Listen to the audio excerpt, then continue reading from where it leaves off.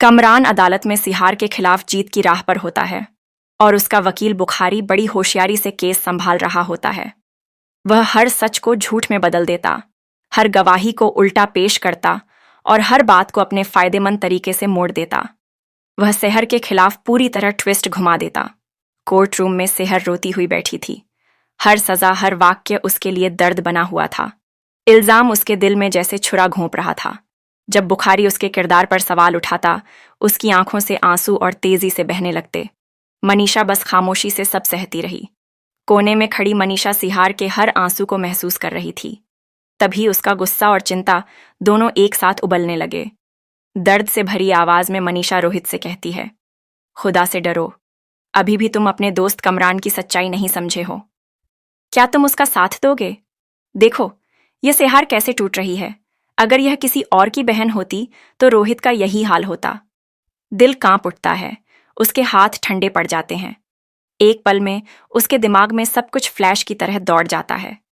सिहार का दर्द, कमरान के जुर्म और मनीषा की बातें जज की आवाज के साथ कोर्ट रूम में गूंज रही थीं।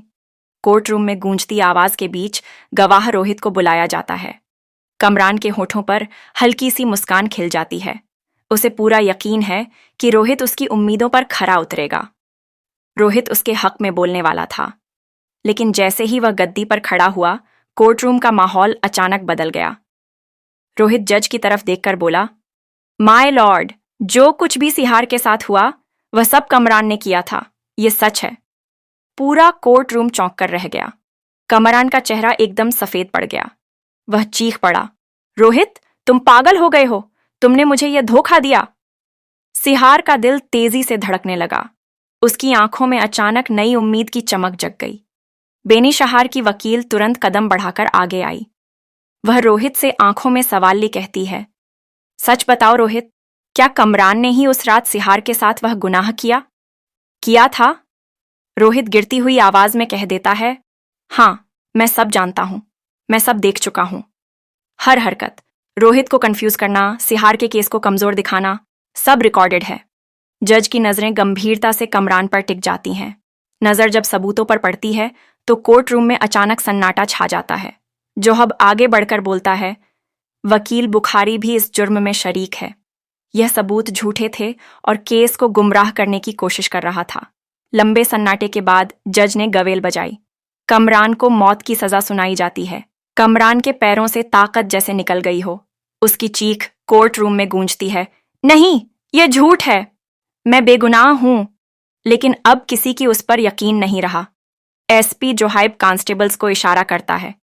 कमरान के हाथों में हथकड़ी लगती है और वह चीखता हुआ कोर्ट रूम में हिल्लोर मचाता है। अदालत के दरवाजे की तरफ उसे ले जाया जाता है।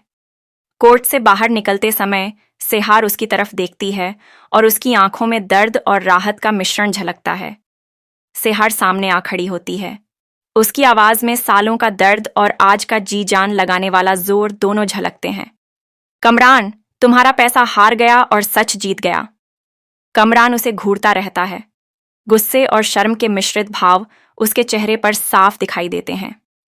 कमरान नीचे गिर पड़ता है। जज एक और फैसला सुनाता है। वकील बुखारी और इंस्पेक्टर शफीक को 10 साल की सजा सुनाई जाती है। बुखारी की आंखों में शर्म, घबराहट और डर, तीनों भाव एक साथ उभर आते हैं। इंस्पेक्टर शफीक सिर झुकाकर खड़ा रहता है। सच अब सामने आ चुका था। बाहर कदम रखते ही माहौल बदल जाता है। सिहार, मनीषा, रोहित, अली, बेनिश और सेहर के अब्बू अम्मी कोर्ट से बाहर निकलते हैं। मीडिया की फ्लैश लाइट्स और कैमरों की चमक उनके चारों तरफ घूमने लगती है। मीडिया उन पर टूट पड़ता है। एक रिपोर्टर माइक सेहर के सामने लेकर खड़ा हो जाता है। मिस सिहार, आज आपने एक मिसाल कायम कर दी। आप जैसी लड़कियों के होते हुए कोई जुर्म कभी छुप नहीं सकता। आप क्या सोचती हैं? सिहार सामने आ खड़ी होती है। हल्की मुस्कान के साथ कहती है, बस इतना कि सच कभी नहीं हारता।